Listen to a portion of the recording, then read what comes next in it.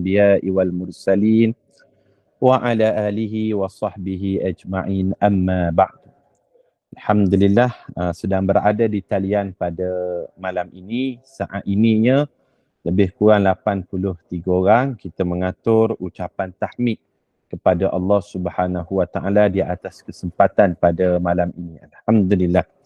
Dan pada malam ini saya bersiaran di kampung halaman iaitu di Tumpak, Kelantan. Biasanya di Bangi.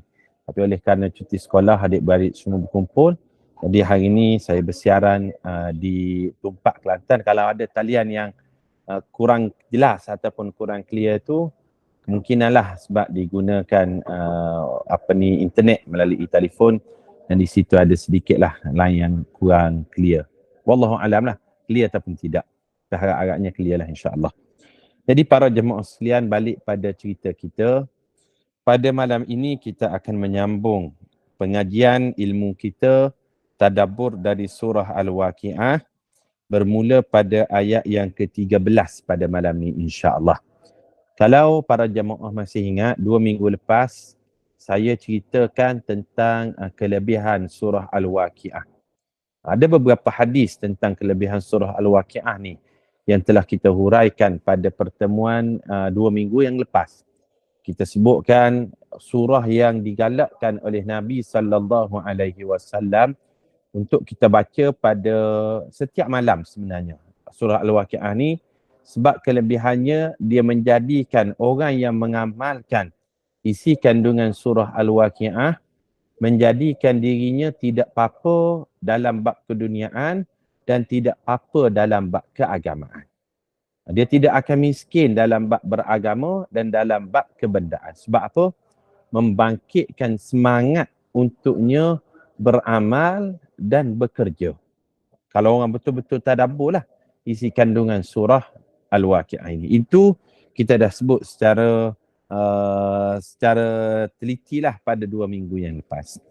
Pada minggu yang lepas juga kita telah menyebut pada ayat yang pertama hingga ayat yang ke-12 surah Al-Waqiah. Kita ceritakan tentang bagaimana saat berlakunya hari kiamat, bumi itu digoncangkan dengan goncangan yang dahsyat. Ini saya sebut secara flashback untuk kita recall balik apa yang dah kita dengar dah. Kemudian di padang mahsyar pula Allah Ta'ala ceritakan wa kuntum azwajan thalathah. Manusia itu akan terbagi kepada 3 golongan. Golongan yang pertama, golongan kanan. Orang yang menerima buku catatan amalan melalui tangan kanan. Yang kedua, golongan tangan kiri yang menerima buku catatan amalan melalui tangan kiri. Manakala golongan yang ketiga, golongan yang istimewa, golongan ini disebut sebagai as-sabiqun as-sabiqun. Orang-orang yang sentiasa bersegera di dalam menyahut apa sahaja seruan Allah. Mereka ni lebih utama berbanding dengan golongan kanan. Maknanya golongan kanan tu bagus dah. Tapi ada satu kelompok lagi Allah sebut golongan ulaikal muqarrabun. Mereka itulah disebut sebagai kelompok al-muqarrabun. Al-muqarrabun ni orang yang sangat mendekatkan dirinya kepada Allah dalam apa-apa urusan. Golongan kanan, golongan kiri, dan yang ketiga al-muqarrabun. Orang yang cari apa-apa jalan, apa-apa wasilah untuk dia mendekatkan diri kepada Allah Subhanahu Wa Taala. Itu kita sebut pada minggu lepas. Maka golongan ini kata Allah al-muqarrabun ini fi jannatin na'im. Dia akan berada di dalam syurga yang penuh dengan kenikmatan. Kemudian kita akan tengok siapakah golongan al-muqarrabun ini. Apakah nikmat-nikmat yang dia akan kecapi? Ini kita akan sambung pengajian kita bermula pada ayat yang ke-13 insya-Allah. Ayat yang ke-13, kalau tuan-tuan para jemaah perhatikan dalam surah Al-Waqiah, Allah Subhanahu wa taala berfirman, "Sullatum minal awwalin." Ayat yang ke-14, wa qalilum minal akhirin. Sullatum minal awwalin, apa maksudnya? golongan sebahagian besarnya terdiri daripada golongan awal. Maknanya orang-orang yang kita sebut sebagai kelompok yang awal ni dalam kalangan sama ada dia tu umat Nabi Muhammad, kelompok yang awal terdiri dalam kalangan sahabat, ataupun sebelum-sebelum daripada umat Nabi Muhammad sallallahu alaihi wasallam. Sebahagian besarnya golongan al-muqarrabun ini terdiri daripada umat-umat yang awal, sama ada umat Nabi Muhammad yang awal, sahabat-sahabat baginda, ataupun umat-umat sebelum Rasulullah sallallahu alaihi wasallam. Nah, itu maksud sebahagian besarnya minal awwalin, daripada orang-orang yang awal.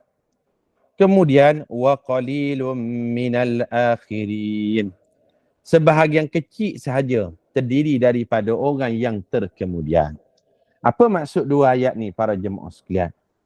Dua ayat ni nak menceritakan kepada kita semakin lama usia bumi ini ataupun semakin akhir zaman sesuatu umat, maka golongan yang beriman itu sebenarnya dia makin sikit. Semakin sikit. Maknanya yang dulu-dulu ni iman mereka ni luar biasa. Keimanan mereka ni luar biasa. Tetapi bila makin terkemudian umat, pegangan keimanan tu semakin longgar. Nah, itu maksud dia. Sullatum minal awwalin. Siapakah golongan al-muqarrabun? Golongan yang istimewa ini Allah sebut sebahagian besarnya minal awwalin. Orang dulu kata Allah. Wa qalilum minal akhirin. Sikit sangat orang-orang yang kemudian. Orang kemudian ni sikit. Jadi alhamdulillah kita pada malam ni kita doakan. Kita umat yang akhir, umat yang hujung kita sebut, tetapi kita mengharapkan kita juga termasuk dalam kalangan golongan al-muqarrabun. Orang yang sentiasa cari jalan untuk mendekatkan diri kepada Allah. Ini disebut sebagai al-muqarrabun. Dia cari jalan nak dekatkan diri kepada Allah. Itu sebut al-muqarrabun. Walaupun dia ni umat kemudian, tapi kalau dia sentiasa cari jalan mendekatkan diri pada Allah, maka dia akan termasuk kelompok yang sikit itu tadi. Kita doakan kita sebahagian daripadanya. Amin ya rabbal alamin. Faham tak? Para jemaah ayat yang ke-13 dan ayat yang ke-14 tu. Thullatum minal awwalin. Sebahagian besar orang dulu kata Allah. Golongan al-muqarrabun ni. Wa qalilum minal akhirin. Sebahagian kecil umat yang akan datang. Umat yang akan datang. Umat yang akan datang. Kemudian bermula ayat yang ke-15, 16 dan seterusnya lah nanti yang nak sebut sampai mana. Dia semua menceritakan tentang nikmat-nikmat yang akan dikecapi oleh golongan al-muqarrabun itu. Al-muqarrabun ni, apakah nikmat-nikmat yang dia akan dapat? Yang pertama, kita tengok pada ayat yang ke-15. Nikmat apa yang golongan al-muqarrabun ini akan dapat di dalam syurga? Ayat yang ke-15 kita tengok. Allah Subhanahu wa taala berfirman. Nikmat yang pertama Allah Taala bagi gambaran ala sururim mawdunah. Mereka itu akan tidur di atas tilam-tilam yang empuk. Tilam-tilam yang empuk, yang elok, yang sedap, yang best, yang bertatahkan emas permata. Para jemaah sekalian, kita orang Malaysia kan, kalau Allah sebut nikmat syurga ni, dia dapat tidur di atas tilam yang sedap, yang elok, bagai-bagai. Bagi kita orang Malaysia yang biasa tidur di atas tilam ni, kita rasa nikmat ni biasa saja, betul tak? Sebab kita ada tilam macam-macam sekarang ni. Tilam Wono. Sekarang ni Kowe pun ada keluarkan tilam dan sebagainya. Kita rasa biasa je tilam. Tapi kalau tuan-tuan, puan-puan pernah pergi haji. Kita pernah pergi haji, ketika kita mabit di Mina tu, kita akan merasakan ketidakselesaan tidur di atas papan, tidur di atas kayu macam tu, atas tanah, atas tikar dan sebagainya. Tidak atas kapet. Maka ketika itulah kita terbayangkan, oh kalaulah dapat tilam, bukan dapat gatal, dapat tilam pun kita rasa seronok dah. Selesa sikit badan dah. Masa tu baru kita bayangkan, Allah kalau lah dapat tilam. Macam kat Malaysia tu, kat rumah kita tidur tu beralaskan tilam. Kita akan rasa, Allah sedapnya. Begitulah Allah Ta'ala nak bagi gambaran, ketika kita tak dapat nikmat tersebut, barulah kita merasakan dan menghargai nikmat tilam sebelum daripada ni. Maka Allah sebut, golongan al-muqarrabun, salah satu nikmat yang dia akan dapat, ala sururim mawdunah. Mereka ini Allah Ta'ala sebut berada di atas tilam-tilam ataupun kita sebut sebagai tempat-tempat yang selesa untuk mereka letakkan badan mereka. Ini Allah Ta'ala ceritakan nikmat kepada golongan al-muqarrabun. Ayat yang ke-16, Allah Subhanahu Wa Ta'ala berfirman, muttaki'ina 'alaiha mutaqabilin. Muttaki'in maknanya mereka ni duduk dalam keadaan bersandar. Bersandar. 'Alaiha, di atas tilam-tilam tadi ataupun sofa ataupun tempat duduk tadi, mutaqabilin, dalam keadaan berhadap-hadapan dengan orang lain. Kalau kita sembang, duduk sembang tu dalam keadaan kita letak tangan di atas sofa, ada tempat yang selesa, kita duduk borok. Ini menggambarkan nikmat. Tempat yang selesa, dalam keadaan kita duduk sembang dan sebagainya, seolah-olah kita tak perasan nikmat tersebut. Kalau kita di dunia kan, biasa je. Tapi nak lebih mendalam, kita tanya orang yang pernah pergi haji dan sebagainya, mereka merasakan penat, letih, nak cukup rehat. Kalau adalah sofa yang enak, sofa yang empuk, tilam yang sedap untuk mereka letakkan badan mereka, ketika itulah kita akan merasakan, oh nikmatnya nikmat tersebut. Inilah yang Allah ceritakan dalam surah Al-Waqi'ah. Bila kita baca ayat ni, dia sebenarnya membangkitkan semangat kepada kita untuk beramal. Itu maksudnya. Kemudian Allah Subhanahu Wa Ta'ala sebut lagi, apakah nikmat yang akan dirasai oleh golongan al-muqarrabun. Ayat yang ke-17. Yatufu alaihim wildanum mukhalladun. Mereka dikelilingi oleh anak-anak muda yang tetap muda. Maknanya apa dia? Orang tua pun Allah Ta'ala akan jadikan mereka ini usia muda. Usia muda.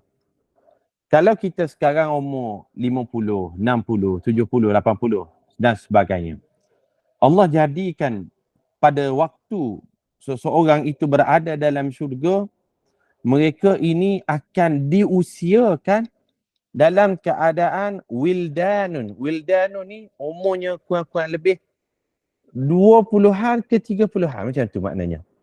Sebab apa? Nikmat syurga ni banyak. Syurga ni luas, tuan-tuan. Bayangkanlah nikmat syurga banyak, syurganya luas, macam-macam makanan, macam-macam apa yang sedap kita dapat rasai dan nikmati. Kalau umur kita sekarang 60, 70, kita tak larat dah. Selera kita pun tak ada dah. Tapi bila umur 20-an, 30-an tu, hikmah kita, semangat kita tu berkobar-kobar. Maka Allah sebut, yatufu alaihim wildanum mukhalladun. Ketika tu, Allah nak ceritakan, kita akan dikelilingi oleh orang-orang yang muda, dengan kata lain, semua orang yang tua ni akan diusiakan muda kembali di dalam syurga. Kalau umur kita 60-an, gigi pun dah tak tinggal banyak dah dan sebagainya, nikmat syurga pula banyak. Apa yang kita nak nikmati? Contohkan umur kita sekarang. Maka Allah jadikan usia kita muda supaya apa? Supaya kita dapat menikmati dan kita tetap gagah dan bersemangat untuk merasai nikmat tersebut. Sebab itu ada seorang makcik bergurau dengan Nabi SAW. Rasulullah bergurau dengan dia. Rasulullah sebut, orang tua ni tak masuk syurga. Tak masuk syurga, Rasulullah katakan. Menangis makcik tersebut. Dah tu kami ni macam mana, wahai Rasulullah? Kami ni dah berusia, dah warga mah dan sebagainya. Tapi Rasulullah sallallahu alaihi wasallam betulkan balik, yang dimaksudkan orang tua tak masuk syurga tu, mereka akan diusiakan muda kembali supaya mereka dapat merasai nikmat syurga yang banyak tersebut. Itu maksud dia. Maka Allah sebut, yatufu alaihim wildanun mukhalladun. Dia akan dikelilingi oleh semua orang muda. Dengan kata lain, ahli syurga ini orangnya orang yang muda. Jangan bimbang. Kalau umur kita boleh jadi 70-an dan sebagainya, masuk syurga, Allah akan beri kembali kepada kita usia emas kita itu tadi. Kemudian ayat yang ke-18. Bi akwabin wa abariqa wa ka'sim min ma'in.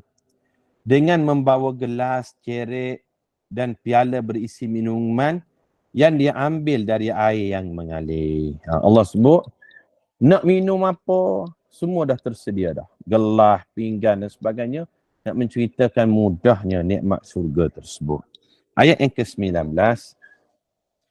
La yusadda'una anha wa la yunsifun. Mereka tidak pening kerananya dan tidak pula mabuk.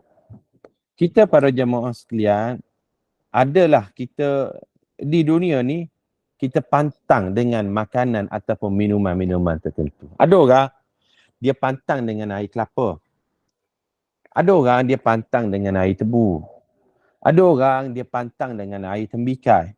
Adalah pantang dengan air Pepsi, air Coke, pantang dengan teh ais, macam-macam. Dia menyebabkan dia sakit, pening kepala, cerit-berit dan sebagainya. Tapi Allah bagi jaminan. Dalam syurga kelak, semua tu dah tak ada dah. La yusadda'una anha wa la yunzifun. Mereka tidak pening kerana makan buah-buahan tadi ataupun minuman-minuman tadi, wa la yunzifun. Dan dijamin tidak akan memabukkan. Ayat yang ke-20. Wa fakihatin mimma yatakhayyarun.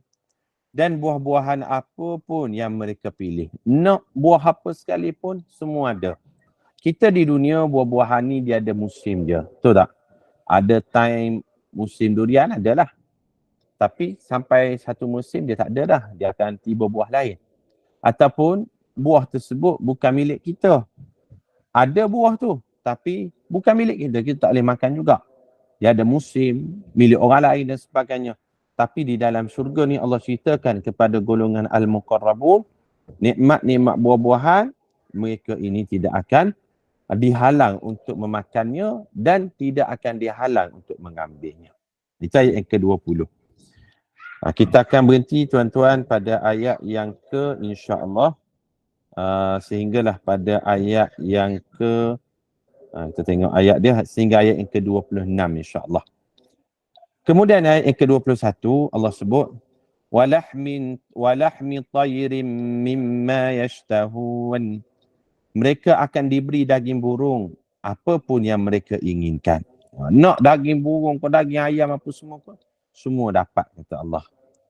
Kemudian 22 wahurun 'ain, dan ada bidadari-bidadari yang bermata indah. Wahurun 'ain, bidadari yang kita pandang dia menyenangkan hati, dan pastinya ketua bidadari itu ketuanya adalah isteri kita masing-masing. Yang lain tu sebagai pembantu dan pemudah cara kepada isteri kita. Itu bagi lelaki lah. Wahurun 'ain. Kemudian ayat yang ke-23 Allah Subhanahu wa taala sebut ka'amsalil lu'lu'il maknun.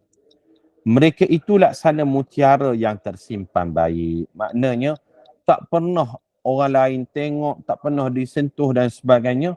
Dia dijaga di sisi Allah Subhanahu wa taala. Ayat yang ke-24 jazaa'an bima kanu ya'malun. Inilah sebagai balasan di atas apa yang mereka kerjakan. Allah berikan beberapa nikmat yang kita baca tadi. Ini sebagai ganjaran Allah kepada amal-amal yang dia lakukan untuk menjadi golongan Al-Muqarrabun. Orang yang sentiasa dekat kepada Allah Subhanahu wa taala. Dia akan rasa puas hati sungguh. Ya Allah, puas hatinya aku buat amal ni. Sebab apa? Akhirnya aku dapat nikmat-nikmat tersebut di dalam syurga kelak. Ayat yang ke-25, la yasma'una fiha lagwan wala ta'thima. Di sana mereka tidak akan mendengar percakapan yang sia-sia mahupun percakapan yang menimbulkan dosa. Allah sebut di dalam syurga ni ucapan-ucapan yang menyakitkan hati, yang sakit telinga, yang duk kata ke orang ni tak ada dah.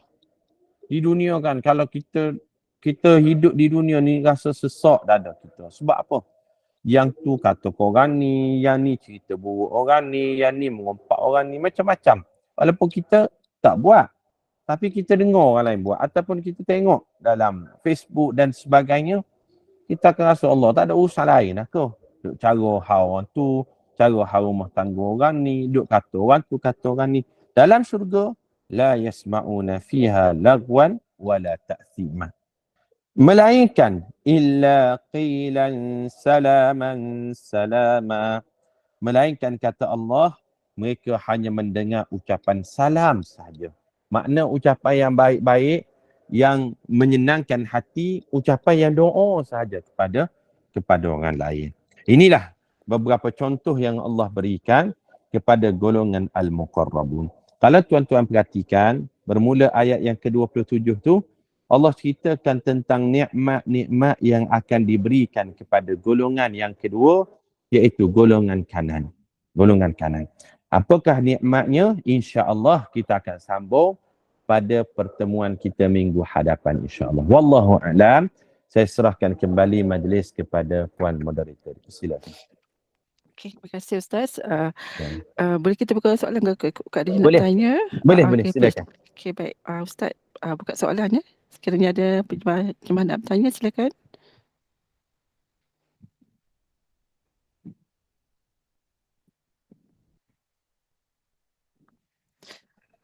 Assalamualaikum Ustaz. Ayat yang ke-20 yang ke-23 saya tak dapat catch up tadi. Terima kasih.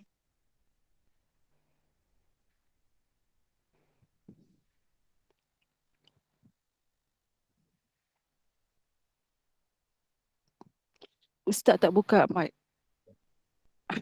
Minta maaf. Okey, ada soalan bertanya tentang ayat yang ke-23, mohon pencerahan kan. Ayat yang ke-23 tu dia sambungan daripada ayat yang ke-22. Ayat ke-22 Allah Ta'ala berfirman, wa hurun 'ain. Ahli syurga ni dia akan diberikan padanya bidadari yang menyenangkan mata memandang. Ka'amsalil lu'lu'il maknun. Dan bidadari itu laksana mutiara yang tersimpan dengan baik. Maknanya apa dia? Maknanya kalau kita ada barang, mana barang yang elok? Barang first hand ke ataupun barang second hand? Barang new ataupun barang used? Barang yang baru ataupun barang yang sudah diguna pakai? Mestilah barang yang baru, barang yang first hand. Begitulah yang Allah ceritakan, nikmat bidadari ini sebagai pembantu kepada ketua bidadari iaitu isteri masing-masing. Dia ni tak pernah dilihat orang lain, tak pernah berkhidmat untuk orang lain. Ini freshly made kepada golongan al-muqarrabun itu tadi.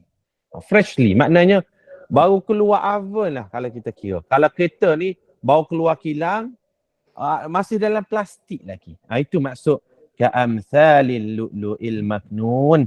Ia laksana mutiara yang tersimpan rapi yang tak pernah dilihat dan disentuh oleh mana-mana orang. Jelas? Jemaah yang bertanya tadi, itu maksud ka'amsalil lu'lu'il. Terima kasih Ustaz. Sama. Okey, ada lagi soalan yang lain?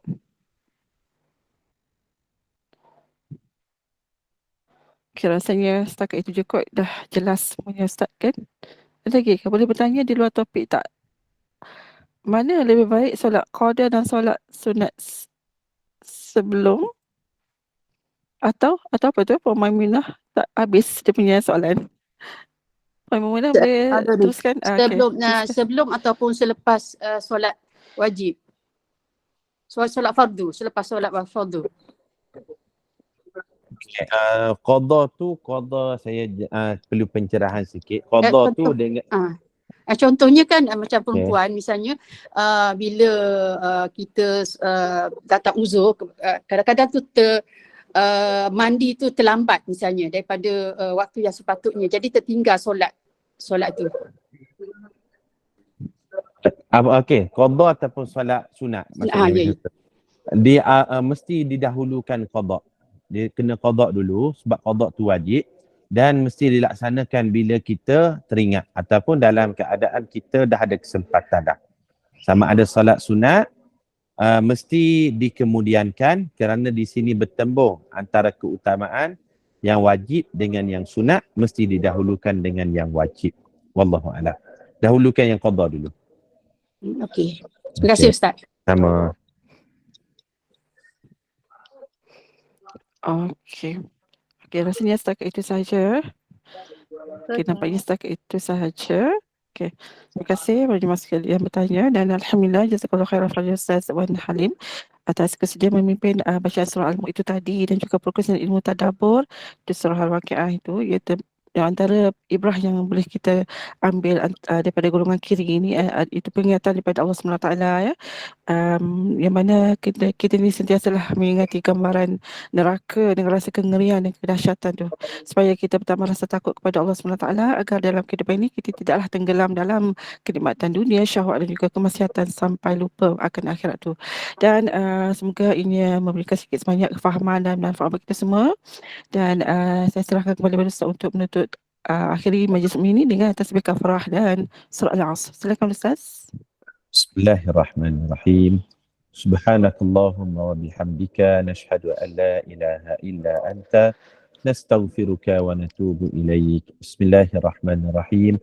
Wal 'asr innal insana lafi khusr illa alladhina amanu wa 'amilus salihat wa tawassaw bil haqqi wa tawassaw bis sabr. Terima kasih semua. Terima kasih Puan Nino. Bertemu di lain kesempatan. Assalamualaikum warahmatullahi wabarakatuh. Terima kasih Ustaz. Assalamualaikum warahmatullahi wabarakatuh. Terima kasih Puan Ainan.